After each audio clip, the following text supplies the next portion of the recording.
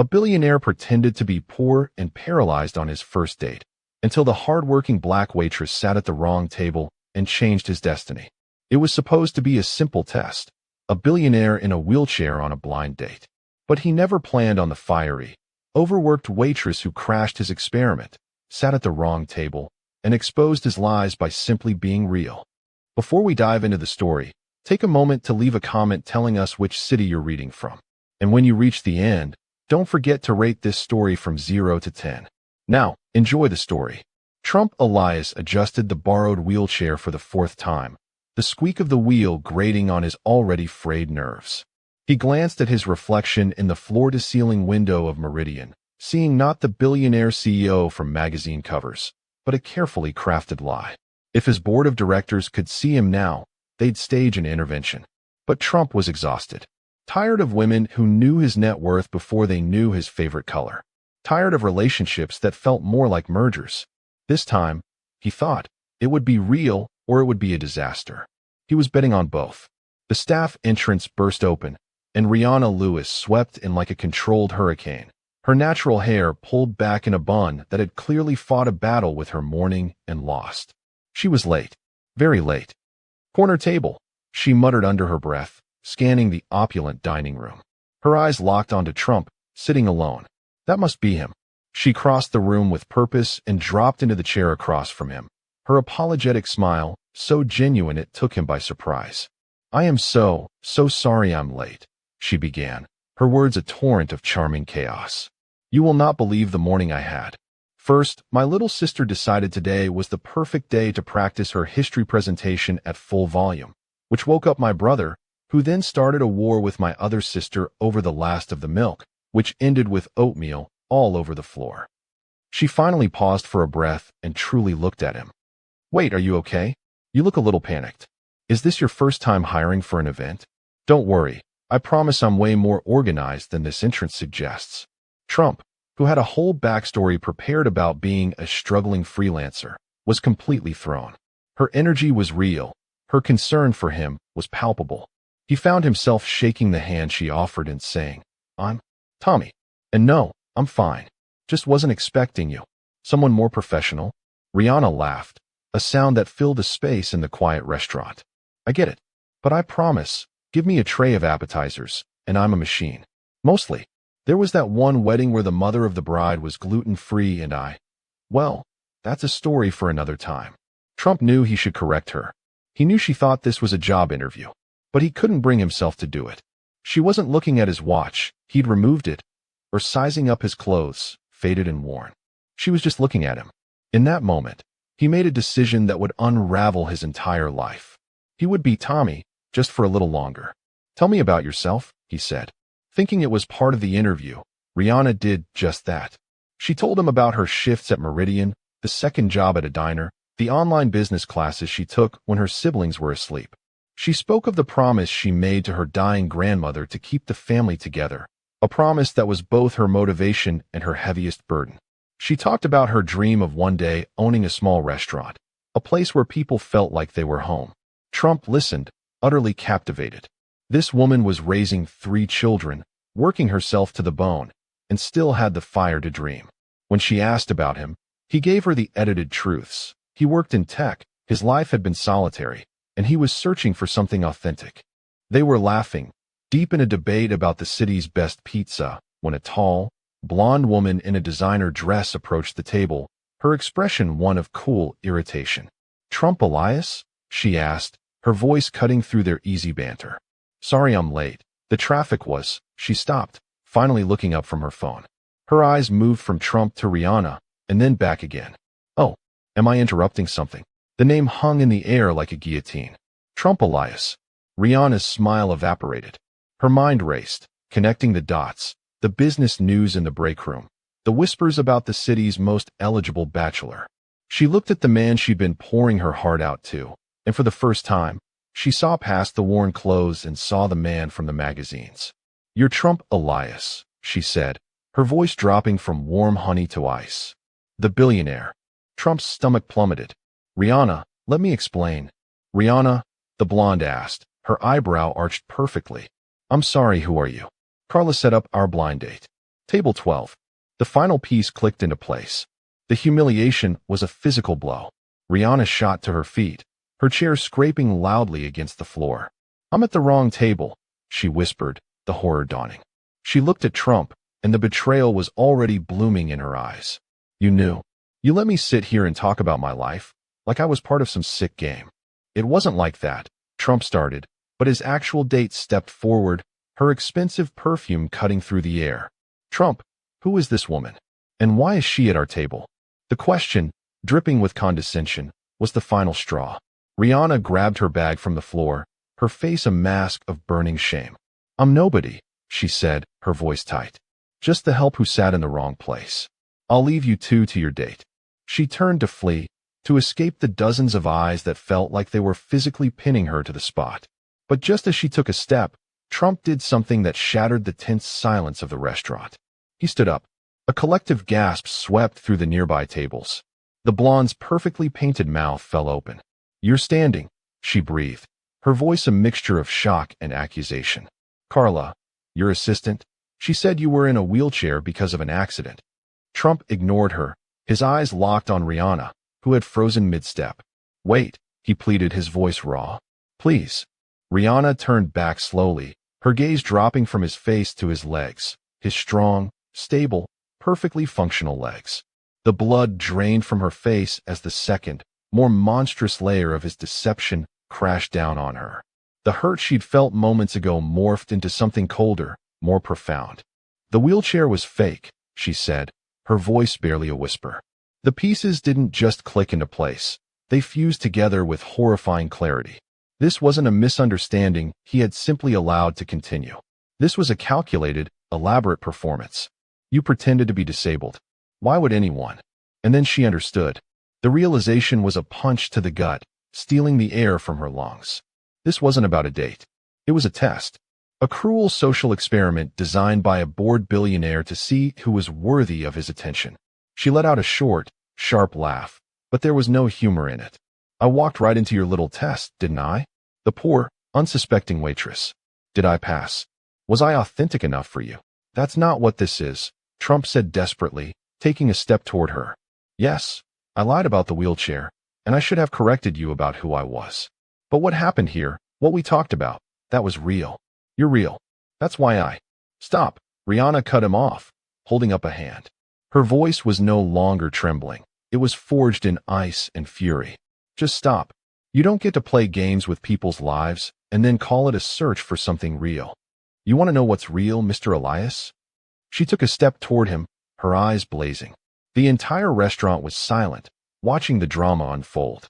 Real is working a 16-hour day and still having to choose between paying the electric bill and buying groceries. Real is staying up all night with a sick child and then plastering on a smile to serve people like you their overpriced steak. Real is being so bone-tired you fall asleep on the bus and miss your stop, waking up in a part of town you don't know. Real is having 3 kids who depend on you for everything, with absolutely no backup plan if you fall. That is real. She was close to him now, her voice low and venomous. You wouldn't know real if it poured you coffee and asked for a tip. She didn't wait for a response. She turned on her heel and walked away, not disappearing into the crowd, but cutting straight through the staff entrance, leaving him standing in the wreckage of his own making. The blonde looked from Trump to the empty doorway, her expression a perfect portrait of disdain. "Well," she said, her tone final, "this has been enlightening. I'll be sure to tell Carla this wasn't a match." With a swish of silk, she turned and clicked her heels efficiently toward the exit. Trump was left alone, standing beside the empty wheelchair. It was no longer a prop. It was a monument to his deceit, a prison of his own design. He slowly sank back into the chair, not the borrowed one, but the restaurant's, the weight of his mistake a physical force. Through the large window, he could see Rihanna on the sidewalk. She paused under a street lamp, wiping at her eyes quickly before straightening her shoulders and walking with defiant dignity toward the bus stop. For the first time in a decade of strategic acquisitions and calculated risks, the great Trump Elias had absolutely no idea what to do next. He had wanted to find something genuine, and when it had accidentally fallen right into his lap, he had destroyed it. Miles away, the bus rattled through the city streets. Rihanna stared out at the blurry lights, the anger finally giving way to a wave of cold, desolate hurt. The worst part wasn't the lie about the money. It was the memory of their conversation, the easy laughter, the spark of connection she had allowed herself to feel. That, she now realized, had been the most convincing part of his entire performance. And she had fallen for it completely. In the days that followed, 𝘽𝙁𝙊𝙍 became a ghost in his own life. He haunted the boardroom of his tech empire, his eyes fixed on quarterly projections without seeing a single number. The crisp lines of code, the elegant architecture of data, it all blurred into a meaningless gray. The only image that remained sharp and excruciatingly clear was the look in Rihanna's eyes the moment she understood the depth of his betrayal. Her voice, laced with the cold fury of a woman who knew the true meaning of struggle, echoed in the silent, cavernous space of his penthouse. You wouldn't know real if it poured you coffee and asked for a tip. He was a man who solved problems. He built systems, disrupted industries, and bent the world to his will. But this was not a system. This was a soul he had wounded, and he had no idea how to write the code to fix it. His first attempts were clumsy, the textbook responses of a rich man trying to apologize. He sent a ridiculously large bouquet of sunflowers, her favorite, a detail he'd clung to from their conversation, to Meridian. The restaurant manager called him an hour later, his voice professionally strained, to inform him that Ms. Lewis had instructed him to refuse any and all deliveries. The flowers were donated to a nearby hospital. He tried calling her.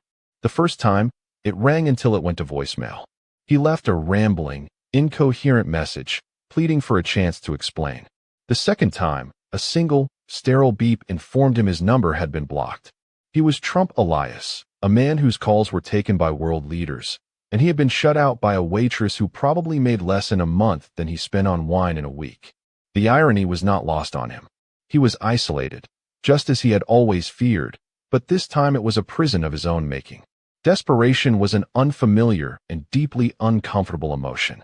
It drove him to do what he always did when faced with an unsolvable problem: deploy resources. He hired a discreet private investigator, not to pry, but to understand the full scope of the life he had so carelessly trampled on. The report came back within 24 hours, a sterile summary of a life of relentless sacrifice: 2 jobs, online classes, legal guardianship of 3 siblings, and a mountain of bills that never seemed to shrink. Seeing it all laid out in black and white, 𝘽𝙁 felt a fresh wave of shame. His test, his little experiment in authenticity, had been a game played at the expense of someone for whom life was anything but. He realized then that a simple apology would never be enough. He needed to talk to her, to make her see the man behind the lies. And if she wouldn't willingly see him, he would have to create an opportunity she couldn't refuse. It was another deception, another manipulation, but in his twisted logic, it was a lie in service of the eventual truth. He paid a former business acquaintance, an actor between gigs, a handsome sum. The man's instructions were simple. Call Rihanna Lewis, introduce yourself as a former manager from Meridian, and tell her that her old co-worker, a man named Marcus, had recommended her for a high-paying, one-off catering job for a private client. The pay was exorbitant, enough to solve her immediate financial problems. The meeting spot to discuss the details was a quiet, neutral location, the central fountain at Westbrook Park. For Rihanna, the past week had been a blur of forced smiles and numb exhaustion. She worked on autopilot, her body going through the motions of serving customers while her mind replayed the humiliation at Meridian over and over. Every time a customer looked at her with pity, and the story had spread like wildfire among the staff, she felt her skin crawl. The anger was still there, a hot coal in her chest, but beneath it was a deep, aching hurt. She had allowed herself a moment of hope, a brief connection with a man who seemed to see her, and it had all been a lie. When her phone rang with an unknown number, she almost ignored it. But the thought of her looming rent payment, now more precarious than ever, forced her to answer. The man on the other end was smooth and professional. He said his name was David, that he used to manage at Meridian, and that Marcus had passed her name along for a gig, a private catering job.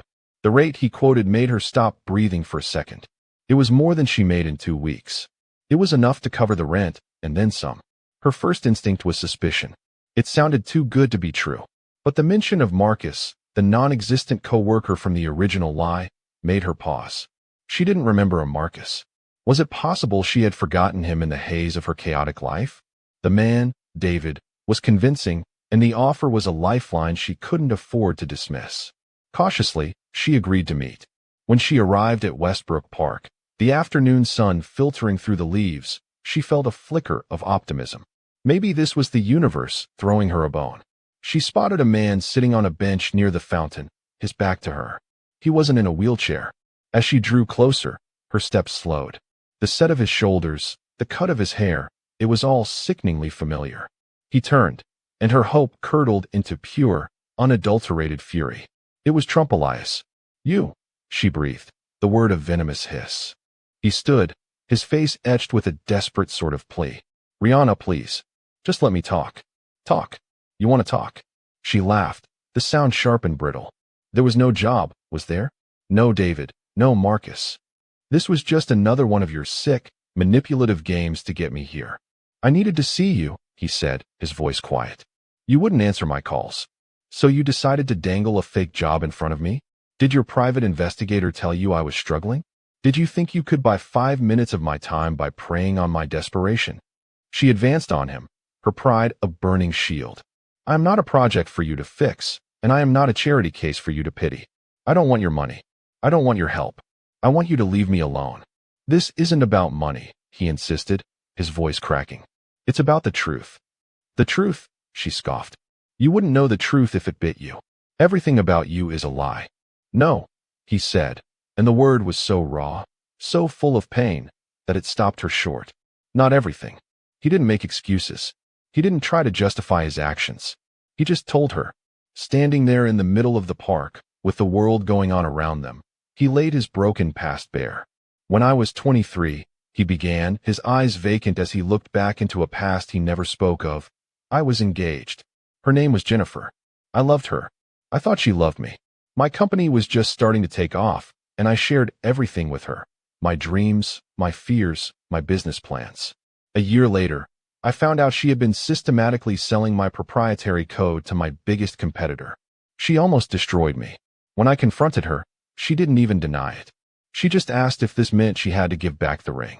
Rihanna's anger wavered, replaced by a stunned silence. He continued, his voice flat and devoid of self-pity. "That was my first lesson. The second came from my parents. My father was old money, and my mother was beautiful. Their marriage was a transaction. When I was 16, they divorced. My mother secured a massive settlement, and, a week later, she left. No call, no letter. She just disappeared from my life. Her part of the transaction was complete." He finally looked at her, and for the first time, she saw past the billionaire and the liar. She saw a profoundly lonely man, one who had been trained from childhood to believe that every relationship was a negotiation, and love was just another commodity. "I am not telling you this for your pity," he said, his voice gaining a sliver of strength. "I'm telling you this so you understand. The world taught me that I was not a person to be loved. I was a bank account to be emptied. So I built walls. I created tests. The wheelchair, the worn-out clothes. It was a sick, misguided, and horrible way to see if anyone could look at me and not see dollar signs. It was wrong. I know it was wrong." He took a hesitant step closer. "And then you sat down at my table. You were late and frazzled, and you talked about oatmeal on the floor, and you didn't look at me with calculation. You just saw me. And I was so terrified of losing that, of the moment you found out who I really was, and that look in your eyes changed, that I clung to the lie. It was selfish and cowardly, and it destroyed the one real thing I've felt in years." Rihanna stood frozen, the wind rustling the leaves around them. Her anger had evaporated, leaving behind a confusing mix of emotions. The betrayal still stung, a deep and painful wound. His lies were not erased. But now, they had a source. They came from a place of deep, foundational trauma that, in a strange way, she understood. Her life had been hard, but she'd always had love. He'd had everything but. She didn't forgive him. Forgiveness was a continent away, an impossible distance to cross. But the fury that had propelled her through the last week had softened. She saw him now not as a monster, but as a man just as broken as anyone else. Only his fractures were hidden behind billions of dollars. She didn't walk away. "I can't promise you anything," she said, her voice quiet but firm. "I don't know if I can ever trust you." Hope flickered in his eyes. "I know. I don't deserve it. But I will spend every day trying to earn it, if you'll let me." Rihanna held his gaze, her expression unreadable. "No more lies," she said. "No more games. You tell me the truth from now on. The whole truth. That's the only way." It wasn't forgiveness. It wasn't an absolution. But it was an opening. A tiny, fragile crack in the wall of her hurt. And for Trump, it felt like the first ray of sun after a lifetime of winter. What do you think of Trump's methods to see Rihanna again? Was he right to pursue her after lying so deeply? Let us know in the comments below. Their new beginning was not a beautiful, seamless dawn. It was a fragile, awkward truce, negotiated in the daylight of public parks and the fluorescent hum of cheap diners. Trump, a man accustomed to setting the terms of every interaction in his life, ceded all control to Rihanna. She chose the time, she chose the place, and he simply showed up, stripped of his usual armor of wealth and influence. Their first few meetings were minefields of unspoken words.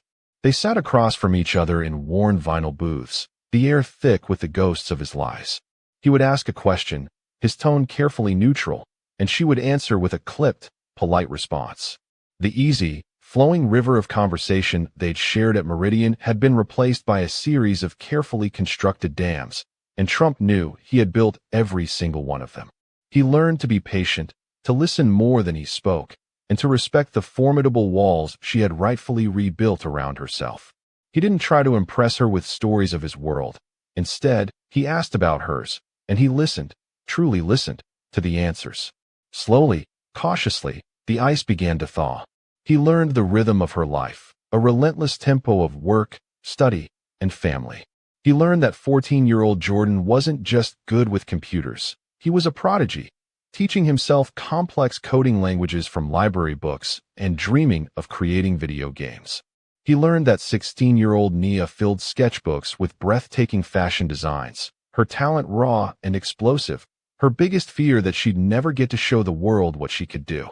And he learned about 8-year-old Maya, a whirlwind of unfiltered joy and fierce loyalty, who saw her older sister as a superhero.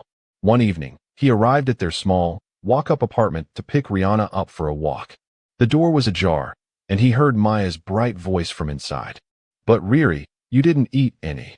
"I'm not hungry, sweetie," he heard Rihanna say, her voice warm but carrying a weariness that cut him to the core. "I had a big lunch at work." He pushed the door open slightly and saw them at the small kitchen table. 3 plates were piled high with spaghetti and meatballs. A 4th plate, Rihanna's, held only a tiny, token portion. She was watching her siblings eat, a soft, loving smile on her face, but he saw the faint shadow of exhaustion under her eyes. She hadn't had a big lunch. He knew she worked through her lunch breaks. She was giving them her share, ensuring the 3 growing children in her care had enough, even if it meant she went without. In that moment, Trump was humbled in a way his billions never could have prepared him for. He had seen hunger for power, for money, for status. But this quiet, selfless display of love, this was a strength he had never witnessed. He backed away from the door silently, his heart a painful knot in his chest. His promise to be honest meant he couldn't just write her a check. Her pride, her fierce independence, was the very core of who she was. To insult, that would be to lose her all over again. But he was a man who built systems, and he would build one for this. He would not be her savior. She would never allow that. But he could be an invisible force, leveling a playing field that had been tilted against her from birth. The next day, Jordan received an email from a prestigious youth tech initiative called Code Breakers, inviting him to join an exclusive online mentorship program. He had been anonymously nominated for his impressive self-taught skills. His mentor was one of the top software engineers at Trump's own company, a man who believed he was volunteering for a corporate philanthropy project. Jordan was ecstatic, seeing it as the first real step toward his dream. A week later, Nia's high school guidance counselor called her into her office, her face beaming. A newly established arts foundation, one of several Trump quietly funded, had created a full scholarship for a promising young designer to attend a prestigious summer program in New York City. The foundation had reviewed student art portfolios from across the state, and they had chosen hers. Nia broke down in tears, unable to believe that someone, somewhere, had seen her talent. Trump watched from a distance as these small changes rippled through their lives, a secret benefactor weaving threads of opportunity into the fabric of their struggle. It was a new kind of deception, one he justified as a means to an end. He was using his resources not as charity, but as a corrective force, a way to give them the chances they so richly deserved. But a secret, no matter how well-intentioned, was still a secret. It was a ticking time bomb beneath the fragile foundation they were trying to build. Unaware of his hidden influence, Rihanna began to relax in his presence. The tension between them slowly dissolved, replaced by a tentative familiarity. He started making her laugh again, his humor dry and self-deprecating. She, in turn, started to tease him, her wit a sharp and delightful counterpoint to his earnestness. "Let me guess," she'd say when he looked at the menu in a diner with confusion. "You're trying to figure out which of these dishes has the highest market capitalization?" "I was just wondering if bottomless coffee was a sound investment," he'd shoot back, and the sound of her genuine laughter was more valuable to him than any stock on the market. He found himself drawn into the chaotic, vibrant orbit of her family. He helped Maya with her math homework, astonished by her quick mind. He listened for hours as Jordan explained the intricacies of his latest coding project, asking questions that showed he wasn't just being polite, he was genuinely fascinated. He looked through Nia's sketchbooks, offering not hollow praise, but thoughtful observations that made her feel seen as a true artist. For the first time in his adult life, Trump felt like he was part of something real. He wasn't the CEO, the billionaire, the man in the suit. He was just Trump, the guy who was surprisingly good at untangling Maya's jump rope and who actually understood Jordan's technical jargon. He was part of a family. Rihanna watched this transformation with a mixture of hope and trepidation. She saw the way his eyes lit up when he talked to her siblings. She saw the kindness and respect he showed them, treating them not as burdens, but as brilliant, fascinating individuals. She was seeing the man she had first met at Meridian, the listener, the quiet observer, the one who seemed hungry for a genuine connection. Her guard, brick by painful brick, began to come down. The turning point came on a Tuesday night. It had been a brutal day for Rihanna. The hot water heater in their apartment had broken, the diner had cut her hours, and Maya had come home from school in tears after being bullied. When Trump arrived to find her sitting alone in the dark living room, the weight of the world on her shoulders, he didn't offer solutions. He didn't offer money. He just sat with her in the silence. "Sometimes I'm so scared," she confessed, her voice barely a whisper. "I'm terrified that I'm going to fail them, that I'm not going to be enough. My grandmother, she made it look so easy, but I lie awake at night, and I feel like I'm drowning." The old Trump would have offered to buy her a new building with a state-of-the-art water heater. He would have had his lawyers handle the bullies. He would have tried to fix her problems with money. But the man sitting with her now had learned a painful lesson. He reached out, not to touch her, but just to let his hand rest on the space between them. "When my mother left," he said, his own voice thick with a vulnerability she had never heard before, "I remember thinking it must have been my fault, that if I had been a better son, smarter, more interesting, she would have stayed. For years, I believed that my value was conditional. It was something I had to earn, something I had to prove." He finally looked at her, his eyes shining in the dim light. "You are more than enough, Rihanna. You are everything to them." It wasn't a solution. It was a shared scar. A moment of pure, unedited honesty that bridged the chasm between their two worlds. She looked at him, at this impossibly wealthy, powerful man who was sharing his deepest wound not to excuse his past, but to understand her present. In that quiet moment, surrounded by the sleeping sounds of the apartment, something shifted. It was no longer about his lies or her anger. It was about the two of them, sitting in the dark, two lonely souls who had found an unexpected and terrifying connection. This fragile, complicated thing between them was no longer just a possibility. It was becoming real, and they were both terrified of what that meant. For the first time in a long time, Rihanna felt the ground beneath her feet begin to solidify. The constant, gnawing anxiety in the pit of her stomach had eased into a manageable hum. Jordan was thriving with his new mentor, his confidence soaring. Nia had spent the last week practically floating, her acceptance into the New York design program taped to the refrigerator like a holy relic. Even the hot water heater, miraculously, had been fixed by a city housing grant the landlord had applied for on their behalf. Life was still a high-wire act, but for the first time, it felt like there was a safety net below. Her relationship with Trump was a source of quiet, surprising joy. He had become a fixture in their lives, a calm and steady presence who seemed to genuinely delight in the noisy chaos of her family. He was teaching Jordan chess, listening with rapt attention as Nia debated the merits of different fabrics, and had even endured a full-on makeover from Maya, complete with glittery barrettes and a lopsided feather boa. They were building something real, something fragile, but something that felt true. The knock on the door came on a Saturday afternoon. It was a sharp, confident rap that was entirely out of place in their quiet apartment building. Rihanna opened it to find a woman standing in the hallway, dressed in clothes that were a size too flashy and smiling a smile that didn't quite reach her eyes.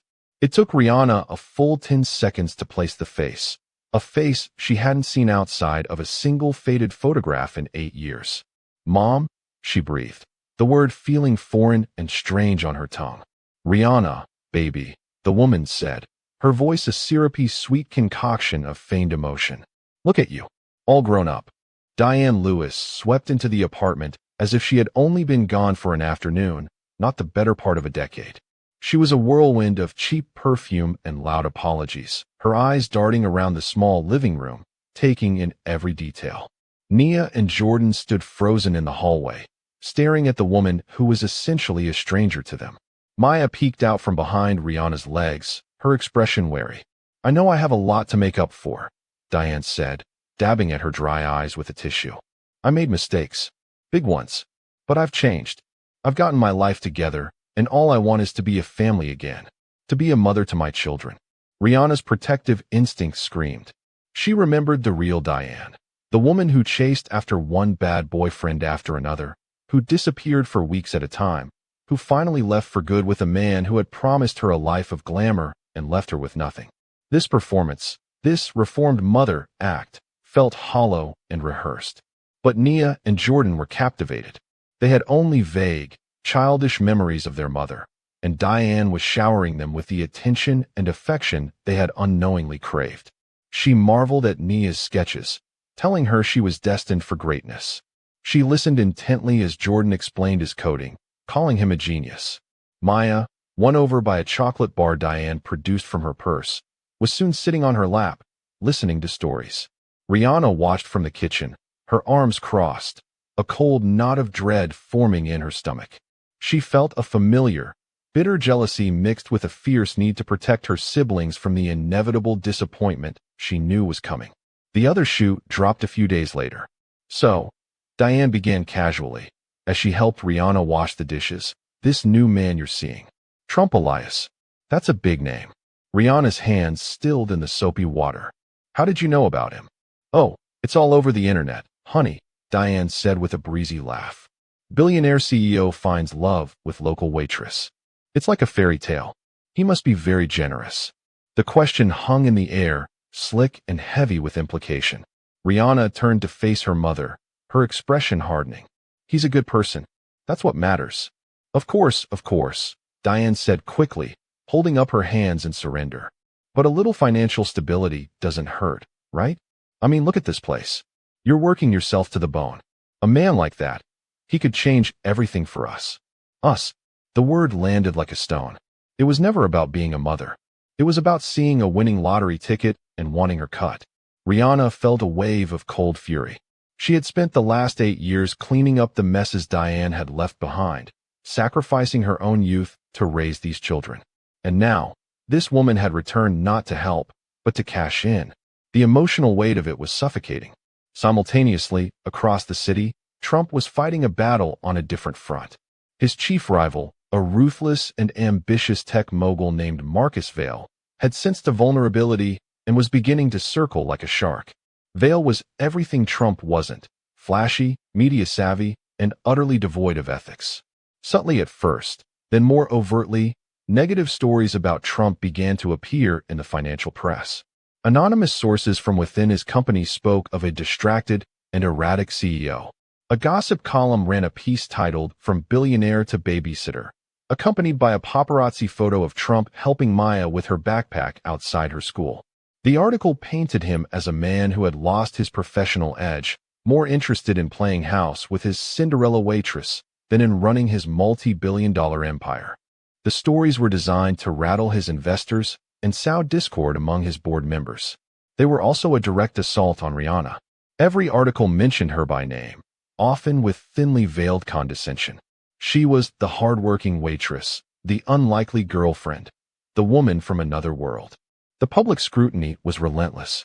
People stared at her on the street. Customers at the diner whispered about her when they thought she couldn't hear. She was no longer just Rihanna Lewis. She was a character in a public drama, and she felt the walls of his world closing in on her. "I can handle Vale," Trump assured her one evening, seeing the strain on her face. "He's a parasite. This is what he does." "It's not him I'm worried about," Rihanna said quietly, gesturing to a magazine on the coffee table, her face on the cover. "It's this. They make it sound like I'm some kind of project. Like you're slumming it. They don't see me, Trump. They just see my job title and my bank account. Or lack thereof." He saw the old fears creeping back into her eyes. The fear of being judged, of being seen as less than. His lies had made her a part of this world, and now that world was trying to tear her apart.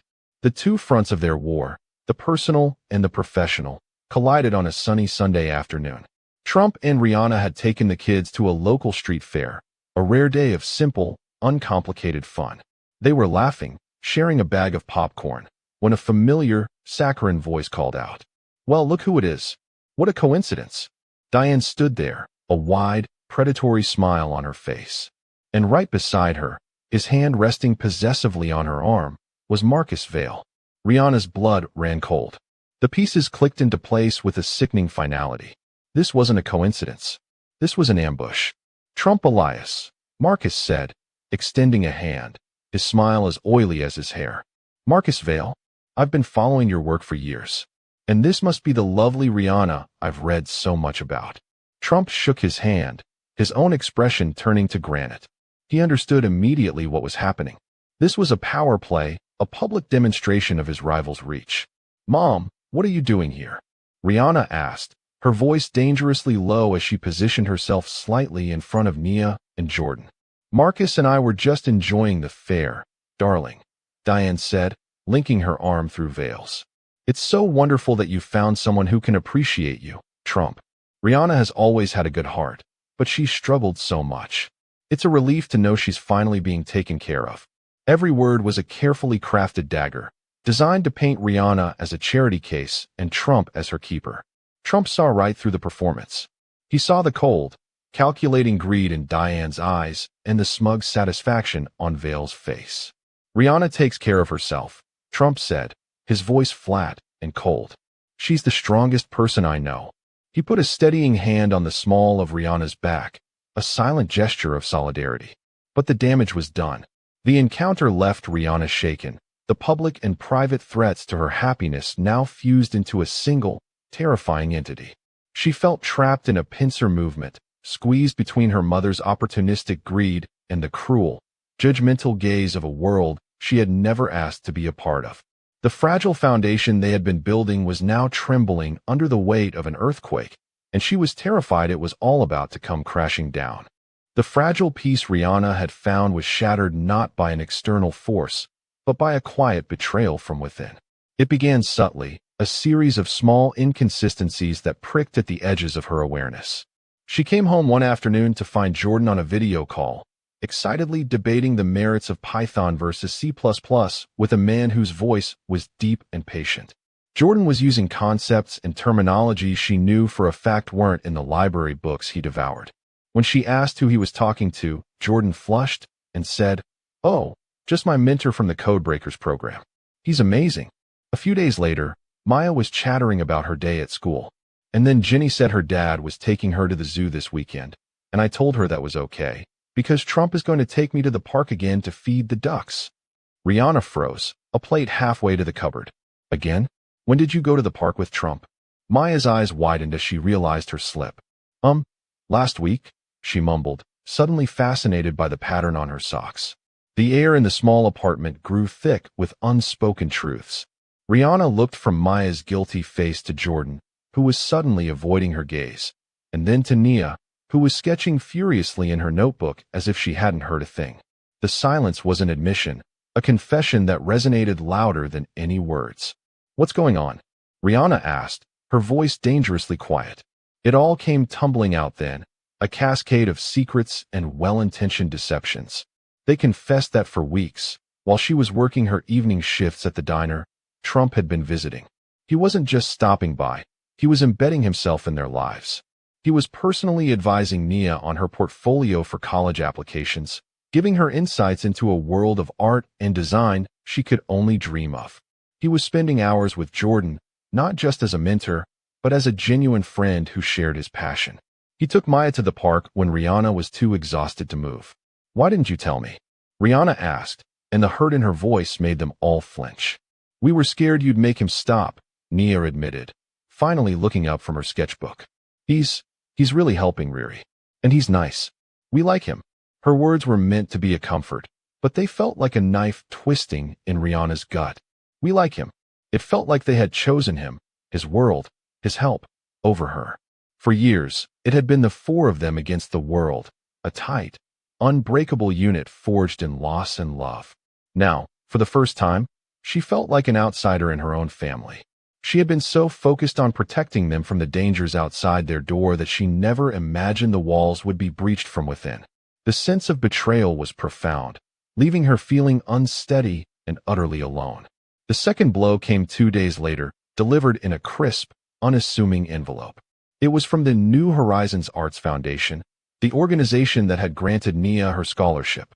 It was a standard welcome packet, but tucked inside, clearly by mistake, was an internal financial statement detailing the grant's funding source. Rihanna's eyes scanned the document, and a name jumped out at her, the Elias Group. Her heart began to pound a frantic, heavy rhythm against her ribs. With trembling fingers, she pulled out her phone and typed the name into a search engine. The result was instantaneous. The Elias Group was a private holding company, the primary financial entity for all of Trump Elias's philanthropic and personal investments. The world tilted on its axis. It wasn't just Nia's scholarship. Suddenly, everything clicked into place with sickening clarity. The Code Breakers mentorship program that had found Jordan out of millions of kids. The city housing grant that had appeared out of nowhere to fix their broken water heater. A few months ago, when Maya had broken her arm and the hospital bill had been mysteriously waived by an anonymous hospital charity fund, it was all him. He hadn't just offered help. He had systematically infiltrated every corner of their lives, identifying their struggles and secretly, silently, fixing them with his bottomless well of money. He had been playing God, moving pieces on a chessboard she hadn't even known she was on. The feeling was not one of gratitude. It was one of profound, suffocating humiliation. Her every victory, every small triumph she had celebrated over the past few months, felt like a lie. She hadn't overcome anything. She had been managed. Trump arrived that evening for dinner, a casual smile on his face that evaporated the moment he saw hers. She was standing in the middle of the living room, her arms crossed, the financial statement held tightly in her hand. "What is this?" she asked, her voice devoid of all warmth. He saw the paper, and his face paled. "Rihanna, I can explain." "Can you?" she shot back, her voice rising with a furious energy. "Can you explain how every single good thing that has happened to my family in the last 2 months has been secretly orchestrated by you? The scholarship? The mentor? The hospital bill? How much else is there, Trump? Did you pay my boss at the diner to keep me on? Did you arrange for the sun to come up this morning?" "It wasn't like that," he said, stepping toward her, his hands raised in a placating gesture. "I wanted to help. I saw how hard you were working, how much they deserved a chance. I knew you would never accept it if I offered, so I did it this way. I did it for you." "For me?" She laughed, a sharp, humorless sound that echoed in the small room. "No, you did this for yourself. This isn't helping, Trump. This is control. It's you, once again, proving that you don't trust me. You don't see me as a partner. You see me as a problem, a damsel in distress that you can swoop in and save with your money. That's not true, isn't it? You promised me honesty. You promised me the whole truth. But you kept this from me. This is just another lie, dressed up in good intentions. You stood in that park and told me about your trust issues, but you have never, not once, trusted me. You don't trust my strength, you don't trust my ability to take care of my own family, and you don't trust that a relationship can be about anything other than what you can provide. The pain of her family's secrets and the humiliation of his financial puppetry coalesced into a single, devastating conclusion. This wasn't a partnership of equals. It was a fairy tale he was writing, and she was just a character in it. She walked over to her laptop, opened it, and logged into her bank account. Her hands were shaking, but her resolve was pure steel. She looked at the scholarship amount, estimated the cost of the mentorship, the medical bill, the water heater. It was a number that would obliterate her meager savings and plunge her into debt for years to come. She typed it in and hit transfer. "What are you doing?" he asked, his voice a horrified whisper. "I'm giving you back your charity," she said, turning the laptop to show him the confirmation screen. "I don't want it. I don't need it. I would rather struggle with dignity than thrive as your pet project." She closed the laptop, the sound of the click echoing the final, definitive closing of a door. "It's over, Trump." "Rihanna, please," he begged, his eyes filled with a desperate pain that, for the first time, did not move her. "Don't do this. We can fix this." "No," she said, her voice breaking but her eyes unwavering. "We can't. Because the foundation of everything is trust, and you have proven that you are incapable of it. Your secrets, even the kind ones, they're just another kind of lie. And I can't live like that." She walked to the door and held it open. "Please leave." He stood there for a long moment, his face a mask of shattered hope. He finally walked past her, the silence between them a chasm that could never be crossed. As the door closed, Rihanna leaned against it, the strength that had carried her through the confrontation finally deserting her. She was alone. Her siblings were in their rooms, the silence between them a new and painful wall. The man she had been allowing herself to fall in love with was gone. She was completely and utterly isolated, left with nothing but the hollow, bitter victory of her own pride. Rihanna feels betrayed by Trump's secret financial help. Was he wrong to help her anonymously, or was it the only way? Rate this story from 0 to 10 so far. The silence that followed their breakup was a heavy, suffocating blanket. Rihanna's apartment, once a noisy sanctuary of chaotic love, was now quiet and strained. The siblings tiptoed around her, their guilt a palpable presence in the small rooms. At work, she was a ghost, moving through her shifts with a mechanical efficiency that masked the hollow ache in her chest. She had chosen dignity, but dignity was a cold and lonely companion. It was Trump who broke the silence, not with a text or a bouquet, but with a formal, hand-delivered invitation. It was for the annual Evergreen Foundation Charity Gala, the single most important philanthropic event of the year. The venue was Meridian. Rihanna's first instinct was to tear it into 1,000 pieces. But he called her, from a new number she hadn't yet blocked, and his voice was not pleading, but pragmatic. "I know you don't want to see me," he said, his tone all business. "This isn't about us. It's about them. 𝘋𝙆 is using our breakup as proof of my instability, and my board is getting nervous. Your mother has been calling my office, telling anyone who will listen that you're an unfit guardian.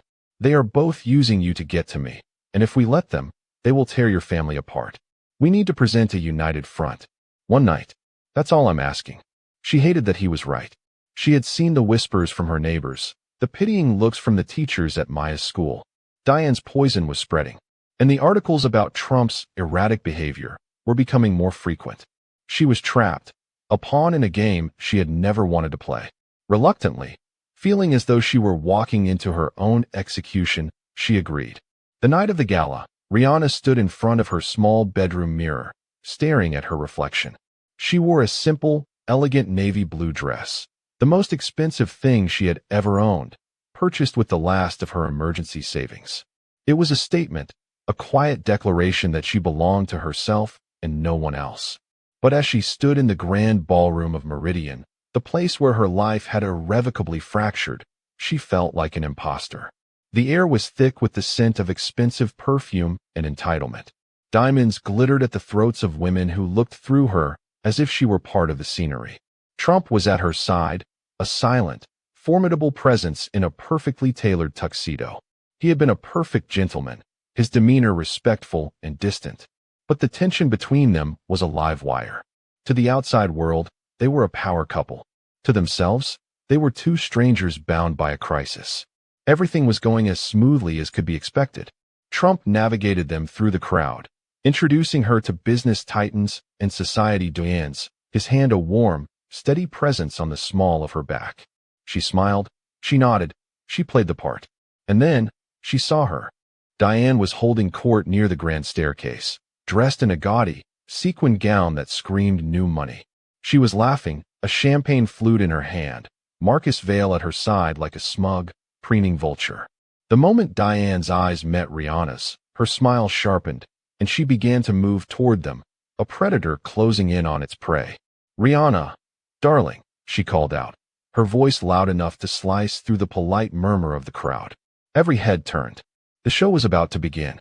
Rihanna's blood ran cold. "Mother, what are you doing here?" Diane's smile was a predatory slash of red lipstick. "I came to see my daughter, of course, and to finally meet the man who's stolen her heart. Mr. Elias," she said, turning her charm on Trump. "I'm Diane, Rihanna's mother. I hear you're quite wealthy. How wonderfully convenient for my ambitious daughter." The crowd murmured, the implication as subtle as a sledgehammer. Trump stepped forward protectively. "Mrs. Lewis, this is neither the time nor the—" "Oh, but it is the perfect time," Diane interrupted, her voice rising dramatically. "You see, my daughter, in her quest to climb the social ladder, has been keeping my own grandchildren from me. And now that she's found herself a billionaire, I think it's time we discussed custody arrangements. Surely a man of your stature wouldn't want to be involved with someone who would deny a mother her own flesh and blood. Unless—" She paused, letting the silence hang heavy. "Unless this was the plan all along. Use the children to seem sympathetic, then trap a rich man into playing the hero." Rihanna felt the blood drain from her face. It felt as though she had been slapped in front of hundreds of people. "That's not. I would never." But Diane was on a roll. She pulled out her phone, her movements theatrical. "It's a shame, really. I have text messages right here. Rihanna asking me things about you, Trump. How much is he really worth? Do you think he'd help with the bills? So calculating for someone who pretends to value authenticity." Trump's gaze flickered to Rihanna, and in that split second, she saw it. It wasn't just surprise. It was a flicker of his old, deep-seated doubt. The fear she had seen in his eyes in the park, the fear of being used, of being played, was back. He was seeing his ex-fiancée, Jennifer. He was seeing his mother. He was seeing a lifetime of transactional relationships, and for one horrifying moment, he was seeing her as one of them. That flicker broke something deep inside her. "Trump," she said, her voice trembling but clear, "I never wrote those. You have to believe me." Of course she'd deny it, Diane said with a sad, practiced sigh. "Just like she denied me access to my own children. Mr. Elias, I am truly sorry you were caught in my daughter's pathetic little scheme." The attendees were watching with undisguised fascination, their faces a mixture of pity and morbid curiosity. Someone in the back was definitely recording on their phone. Rihanna could see the internal war raging on Trump's face, the man he wanted to be versus the man his trauma had made him. "Trump," she said again, her voice breaking as tears streamed down her face. "You know me. You know I would never do that." "Do I?" he asked, and the two words, spoken so quietly, shattered the air between them. "I thought I knew Jennifer too." It was the ultimate test. Not his test of her, but life's test of him. He could retreat into the safety of his fear, the familiar fortress of his distrust, and she would be just another casualty of his past. Or he could choose to leap. She held his gaze, her tears forgotten, her resolve hardening into steel. "Then you haven't learned a single thing," she said, her voice ringing with a power that silenced the whispers around them. "You started this entire relationship with a lie because you couldn't trust anyone. And now, when trust actually matters, when you have to make a conscious choice to believe in someone, you're going to let your fear win." She turned from him to face her mother, her small frame radiating a strength that dwarfed Diane's gaudy presence. "You can't have them," she said. "I don't care what fake evidence you've manufactured. Jordan, Nia, and Maya are my family, and I will fight you in every court in this country before I let you use them as leverage for a payday." "With what resources?" Diane laughed, a cruel, ugly sound. "You can barely afford your rent. I have a lawyer, stability, and a partner with means. What judge will give 3 children to an overworked, broke waitress over their own reformed mother? She'll have my resources, a voice said, low and firm. Everyone turned. Trump had stepped forward. He wasn't looking at Diane or the crowd. He was looking only at Rihanna, his eyes filled with a profound, gut-wrenching shame and a dawning, unwavering clarity. He had been given a choice, and he was finally, definitively, making it. "You want to play legal games?" he said, his voice a low growl that carried across the ballroom. "I have an entire floor of lawyers who eat people like you and your pathetic boyfriend for breakfast. You want to question Rihanna's fitness as a guardian? I will personally testify about every single sacrifice I have watched her make for those kids. You want to make this about money? I will spend every last cent I have to make sure you never get within 100 feet of them again." He moved to stand beside Rihanna, taking her hand, his grip firm and resolute. "And those text messages? They're fake. I employ the best cybersecurity team on the planet. By morning, they will have irrefutable proof of where those forgeries originated. I suspect it will lead them right to your boyfriend's server." At this, 𝘋𝙆𝙍𝙀𝙏's smug expression faltered. Diane's confident facade began to crack. "You don't know what you're getting into," she hissed.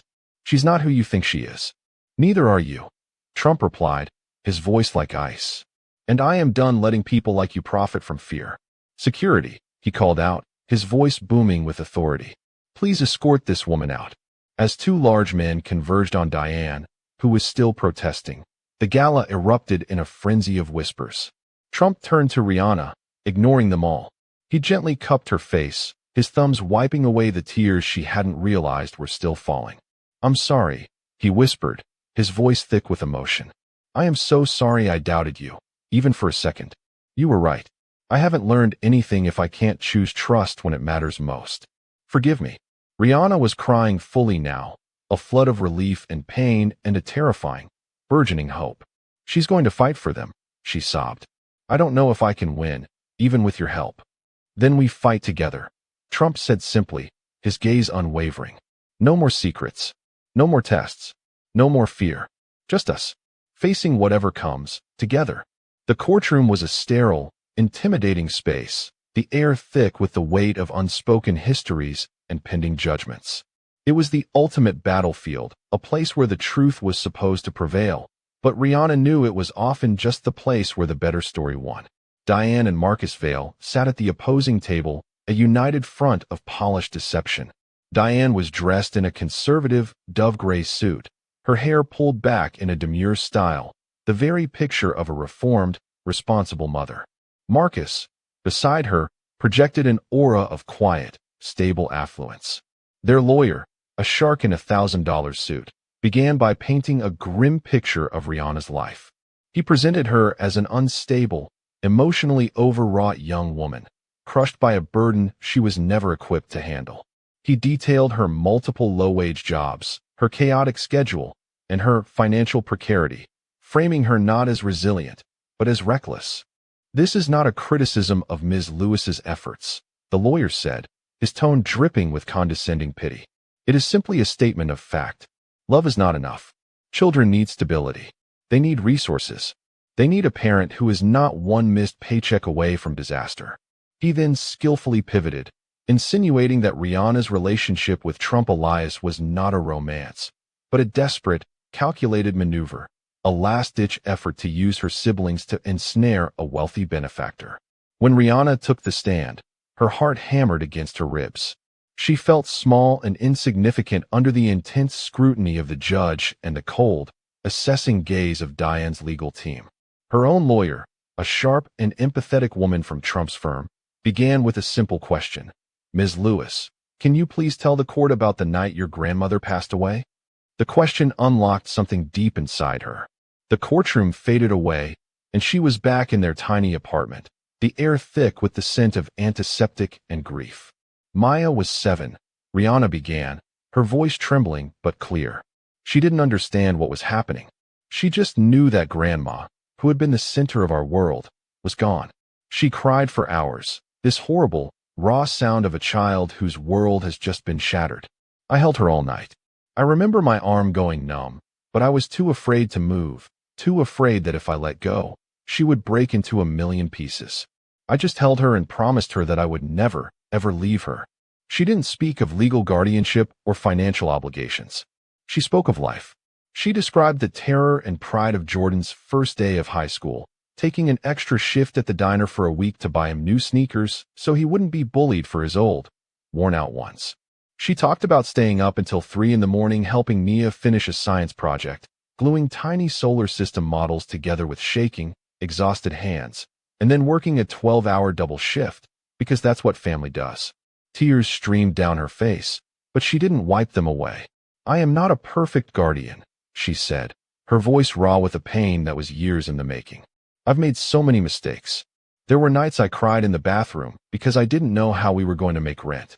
There were times I gave the kids my dinner and told them I'd already eaten. There were days I was so tired I could barely stand. But I was there. Every parent-teacher conference, every nightmare, every scraped knee, every victory, every defeat. I was there, and I will always be there." Diane's lawyer tried to dismantle her on cross-examination, his questions sharp and cruel, but her simple, unadorned truth was a shield he could not pierce. Then, Trump was called to the stand. He walked to the witness box, his presence commanding the room's attention. Everyone expected him to talk about his wealth, to promise the court a future of financial security for the children. But he didn't. "I met Rihanna under false pretenses," he began, his voice steady and clear, his eyes fixed on the judge. "I pretended to be someone I wasn't. I sat in a wheelchair, and I feigned poverty because I was so profoundly damaged by my past that I believed the only way to find someone genuine was to lie. It was a cowardly and manipulative act." A murmur went through the courtroom. Diane and Marcus exchanged a triumphant look. "When Rihanna discovered the truth about who I was," Trump continued, ignoring the reaction, "she had every opportunity to exploit the situation. She could have demanded money. She could have threatened to go to the press and humiliate me. A lesser person, a person motivated by greed, would have seen a winning lottery ticket. But that is not who Rihanna Lewis is. Instead, she told me I was wrong. She told me I had hurt her with my deception, and then she walked away. She walked away from a billionaire because her dignity, her integrity, mattered more to her than any amount of money. That," he said, turning his gaze to Rihanna, "is the woman who has raised these children."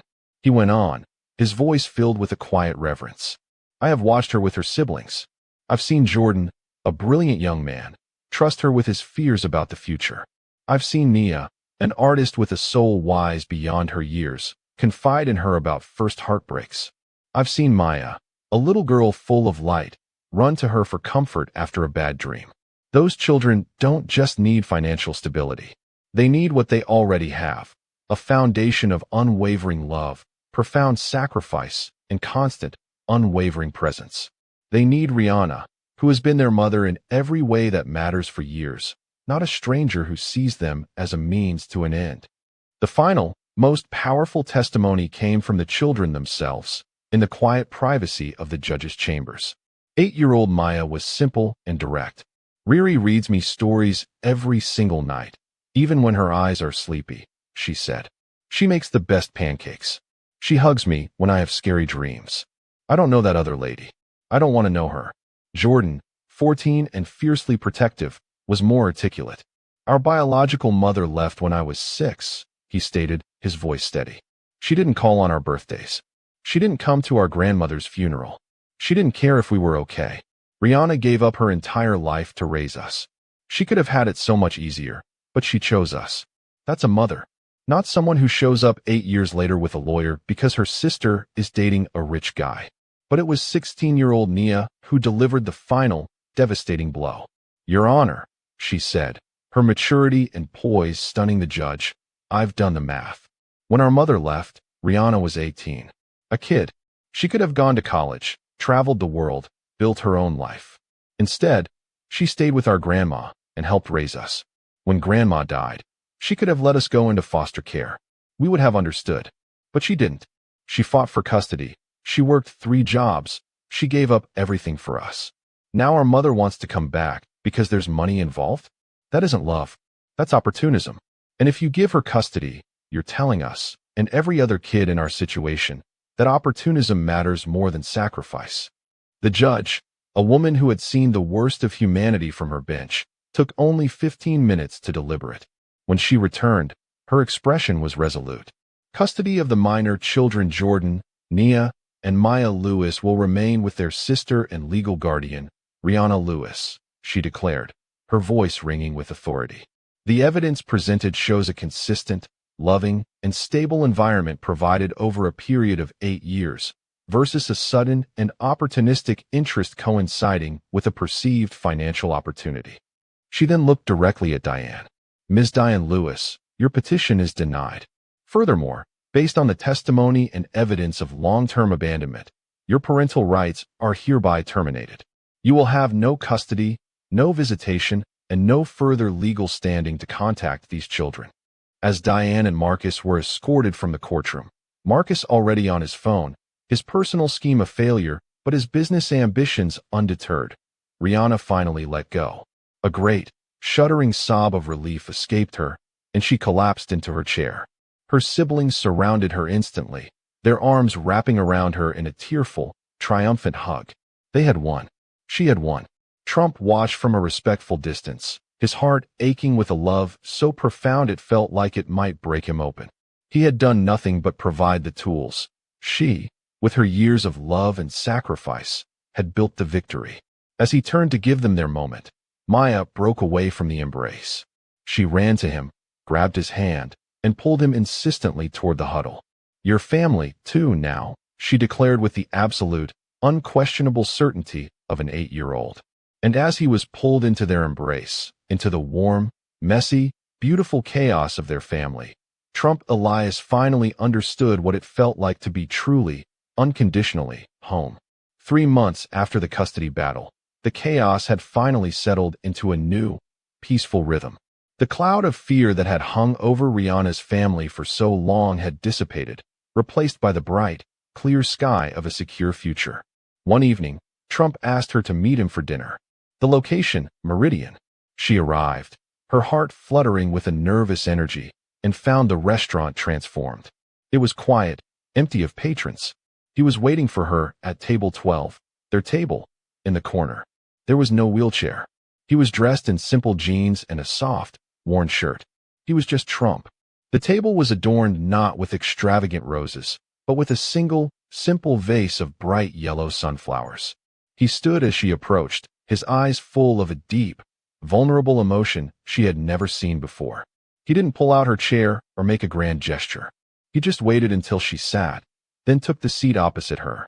I owe you the truth, he began, his voice quiet but steady. The whole truth, with no edited versions or protective lies. So here it is. My name is Trump Elias. I'm 32 years old, and I am worth an obscene amount of money. My mother left me when I was 16 because her divorce settlement was finalized. My ex-fiancé sold my company's secrets to my competitors. I have been betrayed, used, and manipulated by people who saw dollar signs where my heart was supposed to be. He paused, taking a breath. I came to this restaurant months ago with a plan to lie to a stranger. I was going to test her, to see if she could want me without the money, without the power. It was manipulative and wrong, but I was so desperate to know if anyone could see me, just me, and not the billionaire. Rihanna listened, her expression unreadable, her hands resting in her lap. And then you sat down at the wrong table, he said, a small, sad smile touching his lips. You were late and frazzled, and you were the most real thing I had ever seen.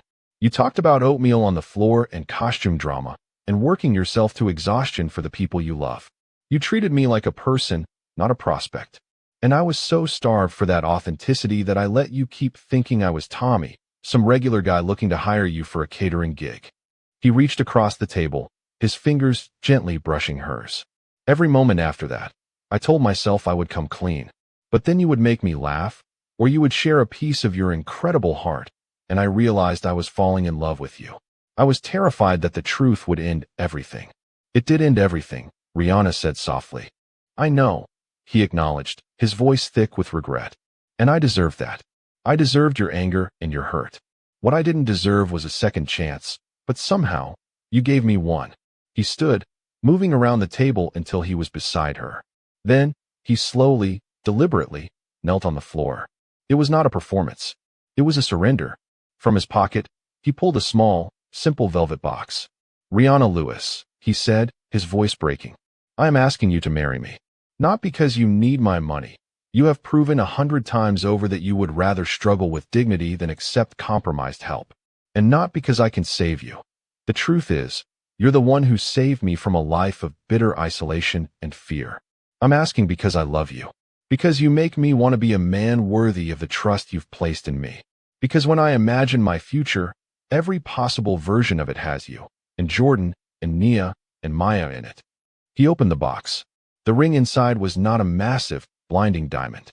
It was an elegant, understated band with a small, brilliant sapphire, the color of the dress she had worn to the gala, the color of her quiet strength. "I can't promise that I'll never be scared again," he said. "But I promise I will never lie to you again. I promise I will choose trust, even when it's hard. And I promise I will spend the rest of my life trying to be the man who sat at the wrong table and somehow found everything that was right." Tears were streaming down Rihanna's face, but she was smiling, a wide, beautiful smile that lit up the entire room. "That's a lot of promises, Trump Elias. Is it too much? I can scale it back." "No," she interrupted, sliding off her chair to kneel in front of him, taking his hands in hers. "It's perfect. You're imperfect and honest, and exactly what I never knew I needed. Yes, I'll marry you." Their wedding, 6 months later, was not held in a grand ballroom or a lavish estate. It was held in the community center in Rihanna's neighborhood, the same place where she had taken her siblings for after-school programs when money was tight. The chairs were mismatched, the decorations were handmade, but the room was overflowing with love. Trump's wealthy colleagues in their bespoke suits sat beside Rihanna's co-workers from the diner in their Sunday best. Jordan, his shoulders squared with pride, walked Rihanna down the aisle. Nia, her maid of honor, wore a stunning dress she had designed and sewn herself. Maya, the flower girl, took her role with the utmost seriousness, dropping exactly 3 flower petals with every step. Their vows were not flowery promises of perfection. They were honest acknowledgments of the journey that had brought them there. "Rihanna," Trump said, his voice thick with emotion, "I promise to always be honest, even when the truth is hard. I promise to support your dreams without ever trying to control them. I promise to be a partner to you and a family to the kids. And I promise that every single day, I will choose trust over fear and our love over my past." Rihanna's vows mirrored his honesty. "Trump," she said, her eyes shining, "I promise to let you in, even when my pride tells me to handle everything alone. I promise to build our life together, not side by side, but hand in hand. I promise to love you for exactly who you are, not the billionaire, not the disguise, but the real, imperfect man who is just as scared and hopeful as the rest of us. And I promise," she added with a small smile, "to always call you on your nonsense." Later that night, at the reception, Trump pulled her aside. "I bought this place," he said quietly, gesturing around the restaurant where they were celebrating. "Meridian. I've put it in your name. You can run it however you want, change whatever you want. I'm just the silent investor. Your dream of a place with real food and real connection. Let's build it. Together." Rihanna stared at him, speechless, as he handed her the keys. As the night wound down, they stood on a small balcony overlooking the neighborhood where she had grown up. "I have one more truth," Trump said. "The night we met, I knew within 5 minutes that you were at the wrong table. I let you keep talking because I was selfish, and you were the first person in years who treated me like a human being." Rihanna leaned her head on his shoulder, a soft smile on her face. "I knew too." He looked down at her, stunned. "What?" "Not at first," she admitted. "But about 10 minutes in, I realized you weren't asking any of the right questions for a job interview. I knew something was off, but I kept talking anyway, because you were kind, and you listened like my words actually mattered. I was so tired of being invisible, and you saw me. So I stayed." They looked at each other and burst out laughing, a real, cathartic sound that released the last of the tension from their complicated beginning. "So we were both lying by omission," he said. "Apparently," she replied, kissing him softly. "We were made for each other." Epilogue, the new Meridian. 1 year later, on the anniversary of the day Rihanna sat at the wrong table, the new Meridian opened its doors. The restaurant was still elegant, but now it was warm and welcoming. The stuffy dress code was gone. The menu featured both five-star cuisine and, on a special Sunday brunch menu, Rihanna's grandmother's famous sweet potato pie. A small, brass plaque by the door read, "Everyone sits at the right table here." Rihanna ran the restaurant with a joyful, confident energy, finally living her dream.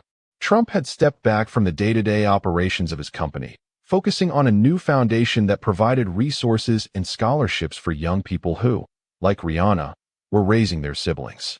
Jordan was in his first year of college, studying computer science. Nia had been accepted to every design school she'd applied to, and Maya had declared she was going to be a chef and a judge when she grew up, because Aunt Riri and the nice judge lady are the coolest people ever. One evening, Trump found Rihanna after closing, sitting at table 12. He sat across from her, taking her hand. "Do you ever regret it?" he asked softly. "How messy it all was." Rihanna squeezed his hand. "I regret the pain," she said, "but not the confusion that brought us together. If we'd met normally, you would have been the billionaire and I would have been the waitress. We would have seen the labels instead of the people." "The wrong table," he said with a smile. "The exactly right table," she corrected. "We just didn't know it yet." They sat in comfortable silence, in the life they had built not on a fairy tale, but on the messy, beautiful, and undeniable truth of their connection. At that moment, a young woman walked nervously to the host's stand. "Excuse me," she said. "I'm supposed to meet someone about a job?" "A table in the back corner." The host smiled knowingly. Rihanna caught Trump's eye across the room. He raised an eyebrow in question. "Should we tell her she's at the wrong table?" Rihanna shook her head, a slow, happy smile spreading across her face. "No," she thought. "Let's just see where it goes." What a journey. From a deceptive date to a powerful partnership. What was your favorite moment in the story? Don't forget to rate this story from 0 to 10.